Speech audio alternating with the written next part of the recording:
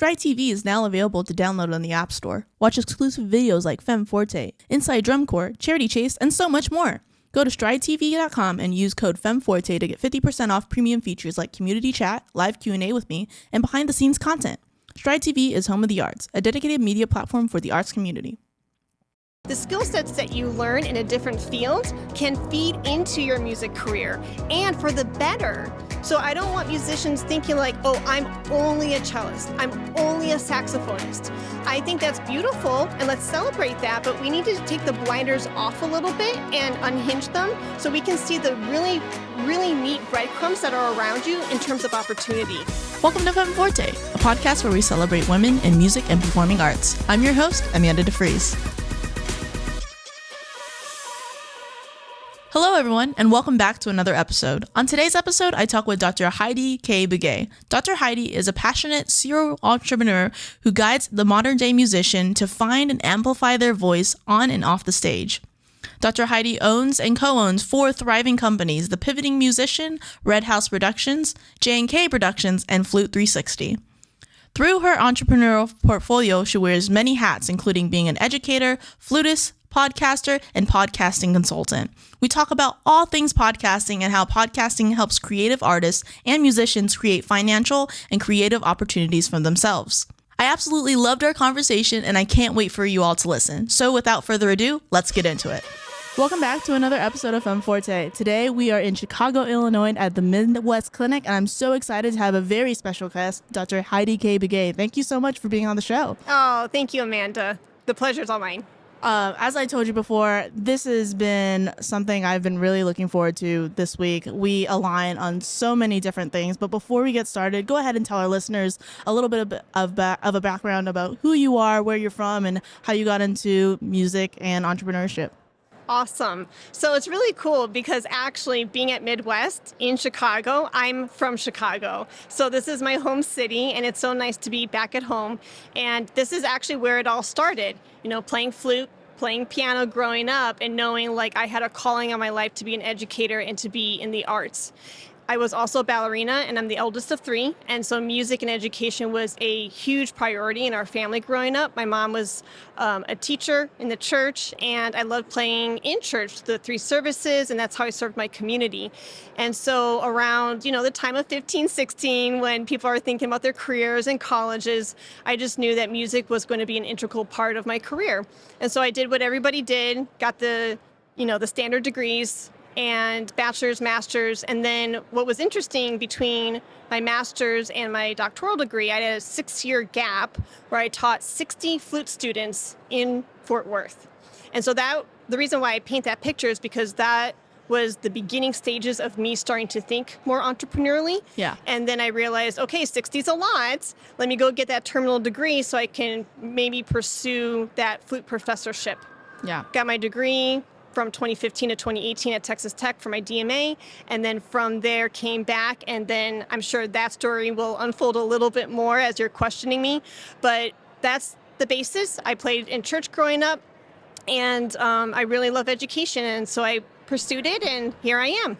Yeah, that's truly so awesome. One of the things that I love about your story is that when you transitioned and made that jump, like after your doctorates, to go into kind of what you call like a musicpreneur now, like that's something that I really try to highlight on this podcast, is that there isn't always just the traditional path of you're going to either be a great musician and performer or you're just going to be solely an educator. I think one of the things that I love that you're doing, and some of the things that I like to talk a lot about through my own experience as well, is creating unique opportunities and these non-traditional pathways into music and arts as a whole.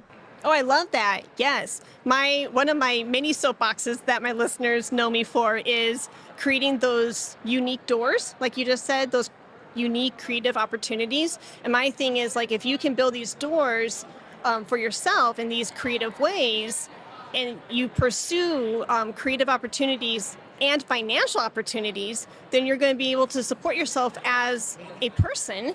And not only that, you're going to be fulfilled creatively. And so if you can do that, if you can build your own stage, your own platform to get your voice amplified, to get your thoughts out there, to put some visibility on who you are as that unique thumbprint, then and I'm saying this in a very loving way, the moths, your people, will be totally attracted to your flame. Exactly. I love that you say that, and that's something that we talk a lot about here, is that everybody has a unique story. The reason why I brought you on the show, the reason why I bring so many other guests on the show, is everybody has their unique story, and I think you talk a lot about this a lot in previous podcasts and through the work that you do, that what makes people authentically themselves is their biggest superpower. And that's something that I believe in, because we all know that, especially as musician, it can be a really competitive group. It can be, there's a lot of competitiveness of who's going to get that one orchestra job, who's going to get that one performance to fill in the spot. And a lot of times that can be really hard on our mental health. And honestly, that's a reason why I took a step back from being a full-time performer. And so I love being able to create that sense of community and being able to uplift that well-being and having a more positive mindset to be able to create these awesome opportunities for yourself within that niche. I love that. Yeah. I second everything you just said.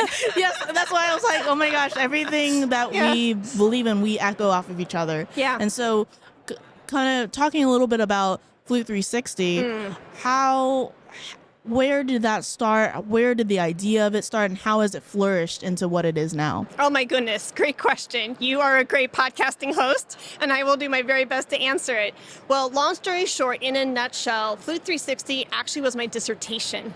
And so it served a purpose. And so anybody getting a graduate degree, you work on that thesis dissertation and you're checking off that box. And of course it was something in my mind like, ooh, I would like the dissertation, the topic, to continue with me in my career. So I was thinking of the longevity of that document, but not to the extent of how it actually unfolded. That was completely a beautiful surprise to me. That was something unplanned, but I'm so glad it unfolded the way it did. So in January of 2018, my husband actually, the whole time I'm doing the traditional courses at Texas Tech, he's a podcast audio engineer for podcast companies. Yep. So he's learning about podcasting, the nuts and bolts of it on the back end as I'm taking flute lessons, orchestra, musicology, all of it, right? And so anyways, he's feeding me these podcasting seeds along the way. Hey, Heidi, did you know podcasting and podcasters, they're doing this. They're getting sponsorships. They're promoting their classes. I'm like, yeah. Great. That's wonderful. I don't need to know this. Yeah. Lo and behold, irony, comes full circle. And when it comes time to about January of 2018, when the committee says, hey, what's your topic? My husband's all, you should start a podcast. And it was actually a great marriage because, and not to sound cheesy, but really like my partner in crime, he was the tech side of it. Right. So it was a beautiful marriage of using his skill sets and using my skill sets of being an educator, an expert in, the flute world, and bringing it together. And we produced 8 episodes, and I graduated in May of 2018. Fast forward, it was a hobby. Yeah. It was a resume builder. And then about 2020, when the pandemic hit, then I said, I'm going to pivot. And we can talk about this later. At the time, and if anybody's going through a pivot, it can feel like the world and its weight is on your shoulders. Exactly. It can feel really bleak. It can feel really dark. It's very disheartening at times. It can be exciting, but it can also be really intimidating also. Yeah. So I say that because I thought in my mind's eye, pivot, making it into a business, I thought I had to do like a 180, but you don't. Like it only was actually a few 2, 3 or degrees. And so I pivoted and saying, okay, now it's a marketing arm shining a light onto who I am. And by doing that, seeing myself as a business and sitting in that CEO chair, now the podcast just wasn't a hobby, a side project, me sitting with that scholarly hat on as a researcher. It was now bringing clients and students to my front door. Yeah. And I totally agree with what you said on that, because something I talk about a little bit is I also had a pivot in my life when I started off as a jazz studies major. Okay. And my dream was to be this awesome drum set performer and go and do Broadway pits and be this freelancing musician. And for the first 2 years of my college journey, I realized that that's not what I wanted to do. And a lot of it was I had a bad mental health time and I really wanted to change careers. And something that stayed true to me was I would always record my performances with the GoPros and love to do the whole video editing. I would put my videos onto YouTube as like demo reels and send them off to auditions here and there, hoping that someone would find me. And I really loved the video editing piece. And long story short, I took some video editing classes in high school and just really enjoyed that. And so my parents gifted me a camera like my freshman year of college for those videos to be better quality, because originally they were just GoPros, and I learned how to pick up photography, and that became a new hobby of mine. And so when I took this risk to completely change majors from music to communications, it was seriously the best decision I ever made in my life, because from there I was able to take a step back from music and really get into the marketing, communications, content creation portion was really something that I focused on. And like you said, the whole 360, now I'm back in music, mixing both of my passions of music and media together, and now applying those skill sets to now podcasting. So I love that. That's amazing. Good for you. Yeah. Yeah. So but do you agree with that? Like in that season of pivoting and not knowing how your career was going to unfold, it was disheartening or terrifying from time to time? Absolutely. Yeah. I mean, even stepping into the role that I am now, and even the role of trying to be my own podcast host and running everything from the ground up, it was absolutely scary, but like it's within those risks that they will be the best decisions of your life. And I talk about this on a previous podcast episode, is that statistically us as women are less likely to take risks, and a lot of that is because of fear. And once you get over that fear, obviously be very strategic in when you make those risks, but when you get over that fear and actually do something about it, like for instance this podcast, there was something that literally was created in my bedroom and the idea formulated, and I took a risk of having people on my show and putting it out there in the world. And now it's so cool that I get recognized at Midwest and have people come up to me and be like, oh my gosh, are you Amanda from Femme Forte? Like, I love your show and I love everything that you're doing, and thank you for the episodes that you're putting out. Like, it's such a humbling experience knowing that the content that I create and something that was just started as meeting cool people and shining the light on them is actually really making impact on the community. And that's really fulfilling for my life and something bigger than I could ever imagine. Good for you. That's fantastic. And the recognition, it's like, oh my gosh, you listened to my show? Yeah. Thank you so much. It's really surreal to be able to get that recognition, because you know, as a podcast host yourself, we get to see the numbers, we get to see you know, some of the feedback that we get from like social media and stuff like that, but when we're actually able to meet our listeners in person and really see personally how our show has impacted them, I mean, that's a whole nother experience. Oh, completely. Yes, I 1000% agree, because those listeners are there, but we just see the numbers. Right. But when we get to put a name and a face to the numbers, it's so fulfilling. Exactly. Yeah. And so I'm curious as to, you know, I know that you said through your partner, that is kind of how you found your introductory into podcasting, but what has made you stay other than being able to create a business out of it? Oh my goodness, that's another really good question. Community. I really love the people I've met, either as host to guest or host to listener, or host to another partnership, like through corporate sponsorships. I've worked with over 30 different companies in 5 years who have been so gracious to fund my platform. And those marketing women and men in the industry, whether it's a flute maker, a flute convention, a flute shop, it doesn't matter. I get to work with them hand in hand through marketing their brand. Yeah. And in those meetings and collaborations, I get to learn a lot from them. And it's like, whoa, where am I? Like, I'm sitting at the same table as these people? Like, pinch me. And so I think my answer definitely would be community, because we can't do it alone. And from these interactions, whether it is host to guest, whatever, from these interactions, inspiration unfolds. And so I feed off of their ideas, they feed off of mine. And then it's like this cyclical thing that's really beautiful, and new doors can appear, new opportunities can appear. And if it's a win-win for everybody, why not? And so, yeah, I love serving in that way. Femme Forte is sponsored by Beam Music. Are you tired of making copies and printing your music? Beam is the app that will make you actually like distributing music. Organize with collections, create set lists, keep track of time, and share powerful annotations on your sheet music. You know that feeling when you call up a stand tune and everyone frantically looks for the music? Those days are over. Activate live mode to automatically connect everyone in the ensemble to your device. When you select a piece of music, everyone's individual parts for that song are instantly displayed on their personal device, all without the need for internet. Head to udb.live/beam to have your entire music library everywhere. Beam, it's the sheet. Yeah, I can agree with you.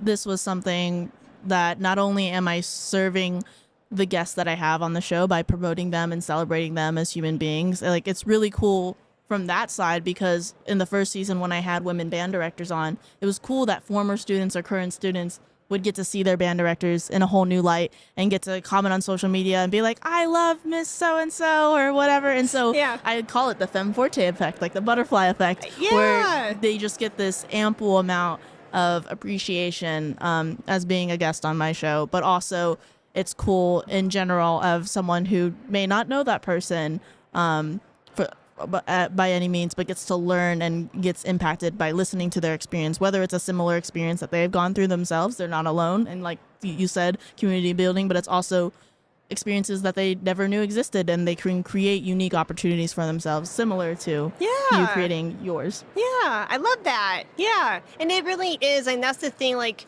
I don't know, and this isn't true for everybody, but I feel like us as classically trained musicians, or just musicians in whatever niche, there is so much independent work. We practice in these solo practice rooms for hours at a time. Right. And sometimes we, unfortunately forget there is a community around us, and we can reach out and start initiating these relationships and cultivating them and scaling them in really unique ways. And we don't have to remain in our little bubble. Exactly. We can step outside. Yeah. Yeah. Exactly. 100% agree with you. Yeah. And so in our previous call that we had outside of this recording, something that you mentioned that was really interesting to me is that through your podcasting journey, it has affected you as an educator and a musician. Both because when we think about it, music, podcasting, teaching, it's all an art. And that's the cool thing about this podcast, is we celebrate women in music, performing arts, in the arts, and you can name the arts in any capacity. So how has you, being a business owner, an entrepreneur, and a podcaster, how has that all kind of entangled together and affected these different aspects of your life? Yeah, girl, you get me. After this, we need to get like drinks and dinner and sit down, because you totally get me. Yeah, it's all connected. It's all connected. And so like what Amanda shared through her pivoting journey of going into marketing and different arts for a time and then came back to music, the skill sets that you learn in a different field can feed into your music career, and for the better. So I don't want musicians thinking like, oh, I'm only a cellist, I'm only a saxophonist.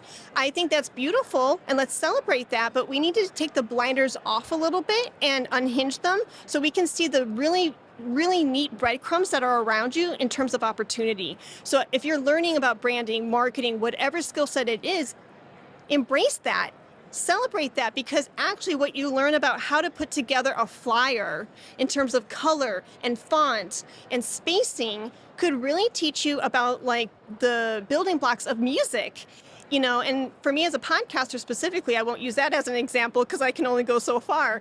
But for me being a podcaster in terms of content creation, what I've learned is it's the same as communicating through music. What we're doing here is give and take, back and forth. And when you're talking, I'm listening, and vice versa. What is music? That's music making. Like trading fours and jazz. Yeah, exactly. And so the biggest thing that I've learned from podcasting that I brought into my teaching, business, playing world is sharing. We are storytellers. If there's nothing else that a podcast listener will get out from this conversation from me, I want them to really hear this. You as a musician on stage, you're not a performer. You are a storyteller. And when you get into that seat of being a storyteller, you are in the seat of, I get to share this beautiful music with my friends. And it doesn't then feel intimidating. It doesn't feel like you versus them. Right. Player versus audience. Now it's like this integral thing, and it's a human experience. And so you're sharing something, they're listening, right? And it's this ebb and flow, this give and take. And not only that, the storytelling aspect, but then really listening. When I'm a podcast host and I'm listening to my guests, you get to sit there and listen to their stories, their expertise, and you get to be a sponge and take it in. And what people say, through the black and white is powerful, but what they don't say, how they say it, their spacing, the magic on their face, the facial expressions, it's all communicating something. That's music making. That's music making. And so I'm so thankful for the digital platform of podcasting because it has taught me to listen better. It has taught me to communicate my ideas better. I'm not always the best, but it's helped me in that regard. And when I put my flute to my face, then it feels very organic. It feels very natural because all of that work that I've done as a podcast host is deep work, and then the flute is just the secondary instrument that's amplifying that flute voice. So that's why I'm so passionate about musicians getting their hands on some sort of digital space like a podcast or a Facebook Live series or an Instagram Live series, because the more you get into conversations like what Amanda and I are doing right now, the more your artistry on stage, whether you're gigging, a soloist, it doesn't matter, I think it will really soar on the stage through your instrument. Yeah, that's a really unique perspective. Honestly, I didn't really see it that way. One of the things that I personally love about podcasting is that network building and building a connection. And I've understand that even through podcast interviews here, I definitely relate to you as it's helped me be a better listener. Like when I'm out with my friends or even doing a business call, like I understand those transferable skills, but I didn't even think to see how much better of a musician it can make you just through the practice of being like in podcasting and doing this. So that's really cool that you bring that perspective cool. And very eye-opening. Thanks. I didn't even think of it that way. So that's awesome. Oh, I appreciate that. And the last thing I will say is then listening to your students, I'm a better teacher now because I'm not just like, okay, we've got 30 minutes, go, go, go, go. Yes, I have a structure, I have a lesson plan, but when you're picking up on those like body language, the facial expression, those cues of like, oh, something's not okay with Jane or Joe, and really listening to what they're saying and what they need, you can be a better educator and truly meet them where they are. So that, they say listening is the most powerful step or the first step to communication, right? Yeah. So here we are. Yeah, absolutely. Kind of transitioning a little bit, there is a really good quote that you say on The Profitable Musician. You say, you will find that clarity in the action. If you take the action, you're putting that out into the universe and it's going to start gaining momentum. So kind of leads into what we were saying previously, but the biggest thing about pivoting and taking risks is taking that action. And something that I say a lot is a goal without a plan is just a wish. Yeah. And I think that's something kind of, like I said, pigging back to starting a podcast or even any opportunity that you do, taking that risk and taking action and putting plans into that action is going to help project you forward. And I think that's something that's really cool about what you're doing, because after getting to know a little bit about you, I think it's really cool of the musicpreneur mindset that you have for your business, because those kind of opportunities a lot of people don't think exist or that they can create for themselves out there. Oh my gosh, I could have an hour discussion with you on just that alone. I would be here forever. I will try to, rein it in, but that's the other thing that I really want to highlight bold for the listener today, and that is take that risk, because the opportunities that you think, like even one of my students, she was saying, well, I would love to see my career do this, this, and this, but I don't even know if what I'm thinking and conceiving in my mind, if that thing even exists out there. I'm like, it doesn't. And that's the beautiful thing. You get to create it. Yeah. And we don't have to be. And the thing that boggles my mind is, and maybe we need to talk about this later, musicians are creative beings. You are a creative being. And so let's get messy. Let's take some messy action and see what opportunities are outside of the two traditional jobs out there, being a performer and being and teaching in academia, like orchestra or academia. Like, I know your world is jazz and stuff. I'm speaking from my world of classically trained. But like, we're taught, play in an orchestra or be that flute professor. Yeah. There are so many other opportunities out there. Again, full circle back, a good portion of my air quotes salary as a podcaster is corporate sponsorships. I am indebted to Carolyn Nesbaum. I'm indebted to Haynes for believing in me, and that's a part-time pay. Yeah. That's part-time. And then you add in lessons and remote classes and my subscriptions. Now I have a portfolio career, a business with multiple income streams coming in and out. And I feel fulfilled and I'm able to take care of myself, roof over head, food and belly. So I say that because none of those opportunities in my mind were a thing or even an option when I graduated with the doctorate. Yeah. But I made those doors, and by God's grace, I was able to make those doors. Like, I'm saying that with so much humility and with a lot of trial and error. Yeah, It's absolutely. not like the door is just there, like, oh, okay. But building that door and then walking through it and seeing what's possible, there's nothing else that's more gratifying. Because then after you build it, yeah, it's hard work. Yeah, you're building it, nail, hammer, wood, all of that. It's hard work, but when you look back and you walk through it, you're like, I built that. I built that with my team. Like, how cool is that? And so then you get, the wheels are turning in your head, like, what other possibilities are out there? You know what I mean? And so full circle back to what I was saying, if you are a musician and you're super creative in the practice room with tone colors, articulation styles, things like that, take that same creativity that you have with your instrument or your compositional style and put it out into the workforce, put it into the business, and don't be afraid to make a mistake. There's no such things as a mistake. It could be like a recalibration of going, oh, okay, that didn't work. Let's try something new. But fail often and fail fast. You're failing forward. Always be failing. If you are comfortable at making those mistakes and failing forward, you can't go wrong. And you'll learn how to pick yourself back up and try again. And so anyways, my spiel is be comfortable being uncomfortable. Be comfortable being uncomfortable. And if you're not okay with that right away, that's okay. It's a learned skill. The more you trust me. 2 weeks ago, I had my first 5-day challenge through Flute 360. I didn't know what the heck I was doing. It was like, all right, I got 1 hour before 100 people show up. I'm going to go and make these slides, do the thing, and let's see what happens. Right. And it was amazing. Yeah. You mentioned trial and error, and I know we talk a lot previously about how universities and typical music schools don't teach the business side of musicianship. And so there is another quote that you see a lot, that if you're going to plant corn, you're going to get corn.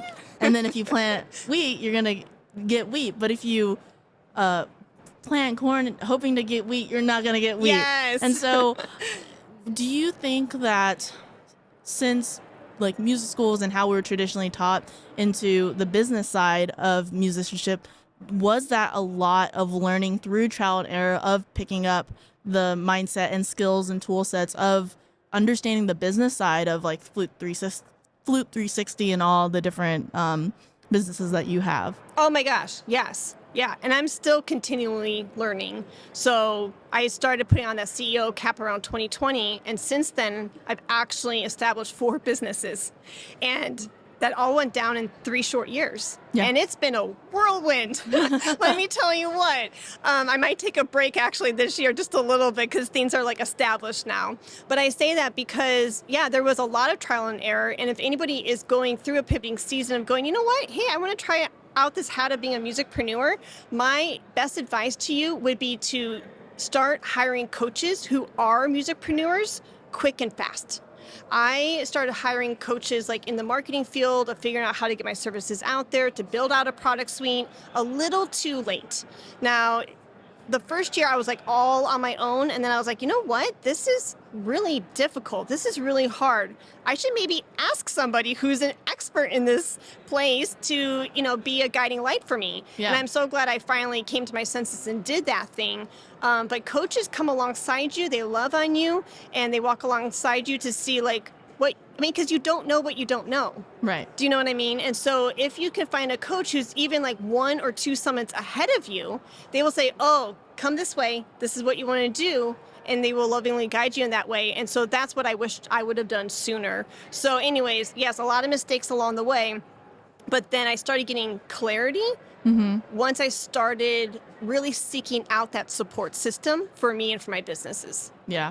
That's something that I'm trying to learn right now with FemForte is, like I said, the person who runs it does all the video editing, all the audio editing, markets it, hosts, does the research on guests is all me. And that's something that I've definitely learned in this whole journey of putting this together and now trying to make it bigger and get sponsorships. That's something that I'm trying to learn myself Cool. along the way. And so that was a great piece of advice, simply because a lot of the learning has also been through trial and error and by networking with other people in the industry. This past summer, I went to the Podcast Movement, which is a conference Cool. that was held in Colorado this year. And it was so cool because I got to network with other podcasters, not necessarily in like the music and art space, but just from all over who have just started or who have been in the business for 15, 20 plus years. And so it was really cool not only to go to the sessions and educate myself on what these podcasting terms in the industry and how people are getting ad revenue, so on and so forth, but it was really cool to gain insight from people who come from all different walks of life in that way. Yeah, I couldn't agree more. Very cool. Yeah. Good for you. Thank you. Yeah. So we're about to wrap up here, but one of the last things that I really love our listeners to know is you talk about this kind of Venn diagram of, circling all the way back to the beginning of finding your passions and the beginning of finding all these niches and pursuing what you love. If someone doesn't want to go the traditional education or performer route and wants to make these unique opportunities for themselves, how do they even start? Oh my goodness, yes. That's another podcast talk right there for you. So I'm stealing this off the internet. I think it's like based on some Japanese thought process or philosophy, but it's this Venn diagram of 4 circles and putting them together. Where the intersection of those 4 circles are is where you ultimately want to be. So circle number 1 is, what are you passionate about? This can be something like, oh my gosh, the first thing when your eyes wake up and open up in the morning and you're thinking about blank, you can't wait to get your hands on X. Super passionate about, and you want to do the thing. The second circle is, what are you good at? So think about your strengths, think about your skill sets, write them down. The third circle is, what is missing in the market? What has not yet been done? And this could be like resources or information or product, services, and offerings where you as a consumer are like, where is this thing? I would love it if somebody made blank. And then the fourth circle is, what can you get paid to do? Like, how can you get paid to do those things? And it will only take about 15, 20 minutes if you're kind of just like popcorning it. Don't be too picky. Like, you can be thorough and go through with a fine-tooth comb later, but just like gut reactions, put it out there, and you're going to start seeing right away. And I'm doing this with some of my flute students right now. Some of them are gaining instant clarity, and some others are like, they're still in this like messy gray zone. Yeah. So when you go through this, my disclaimer is, if you don't get that clarity right away after doing the exercise the first time, don't distress. It's a thing. Everybody has their own pace and timing. But it can be a good step in the right direction of gaining what that thing is for you and for your career before you start like maybe heading, not that there's a wrong direction, because I think things will ultimately like get you back, the trajectory will get you back on the path that you need to be on. Yeah. But ultimately it could just get the ball rolling for you in terms of like doing something per that Venn diagram rather than just sitting on the sidelines and pondering and thinking all day long. So that's my biggest thing. And you've said this a couple times. I'm so glad you did, is that action taking is so essential. My grandfather was a carpenter, and he would always say, measure twice, cut once. Yeah. Measure twice, cut once. And I think, unfortunately, I totally empathize. I've been there too, so I'm not dissing any musician out there. I think most musicians, they calculate and they measure for too long, and they never cut. So that's where the clarity comes, is from sawing the wood and learning as you go. And then if you do, like, if the piece of wood is an inch shorter or longer, okay, well, guess what? You know what to do next time. Yeah. So it's the action taking, cutting, that's really important. And I want to encourage everybody, like, don't sit on the sidelines and calculating and waiting for everything to be perfect. There's no such thing as perfection. So if you can, like, kind of sweep that under the rug and go with, okay, it's good to plan, but you also have to take action. There's a balance there. And that's what I want to offer people. Well said. Yeah. Absolutely well said. Could not have said it any better. And I resonate with you wholeheartedly on that. Oh, thank you. Well, thank you again for being on the show. I have 2 last questions for you. Okay. The first one is, what does success mean to you? Oh my goodness. Again, these questions are like packed, man. I love it. So for me, because I mentioned that I started music making and my flute career because I was playing in the church, to me, very, very personal. I'm being very vulnerable. And that is, success to me is, if I'm in God's will, doing what He's called me to do, then I'm on the right path. Absolutely. Yeah. And the second question is, knowing the knowledge you have now, what advice would you have told yourself, whether that was starting Flute 360 for the first time, whether that was even picking up the flute for the first time? Yeah. What advice, knowing the knowledge you have now, would you have told your younger self? Yeah, I think going back to what I was saying earlier in my pivoting season was to pull more experts, to pull more coaches into my orbit as I was making such a pivotal decision in my pivoting season. Not to be cheesy, but seriously, because that season was honestly really bleak. And there were moments that I was really depressed. And so I wished I would have dug myself out of the hole a little sooner and literally called out to those experts and insisted and be like, all right, I'm paying you coaching packages. Let's go. I don't know what I'm doing. You do. Let's do it together. There's something about coming together, and I think that's just our human nature. We can't do things alone, and we crave, like, that's why I love this live podcast. It's so much fun because everything for my world is Zoom.